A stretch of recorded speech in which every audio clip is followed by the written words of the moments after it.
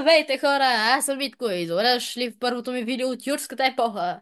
Днес ще си говорим за това какво е бюджет и защо е важен. Също така ще обясним и набързо спестяванията.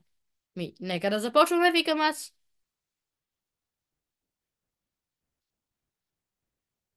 Значи, за бюджета може да си мислите като един куфър с много отделения.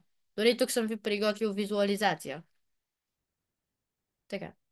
В бюджета вие разпределяте всички ваши разходи. Имате разходи за храна, вода, също така телефона и тока, интернет, поддръжка на кооперацията, в която живеете, гориво и парно. Така. Въпросът е, че след като запълните всичките тези полета, може да ви останат малко пари. Това са вашите спестявания и вие ги ползвате за всякакви непредвидени разходи или ако искате да си купите нещо по-скъпо, като да отидете на кино. И сега, щом сме изяснили всичко това, трябва и да изясним откъде идват парите за бюджета.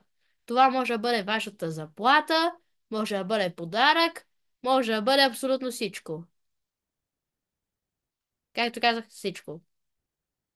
Също така, може да получавате пари, с които да запълвате своя бюджет, не от заплата, която някой друг ви дава, а ако имате собствен бизнес, вие сами си давате заплата един вид. Така. Последното нещо, за което трябва да говорим е защо бюджета е важен. Той е важен, защото ви позволява да си разпределите парите така, че да знаете точно къде и кога ви отиват парите. Да знаете точно колко пари харчите на нещо и така вие ще можете по-лесно да си предвиждате разходите.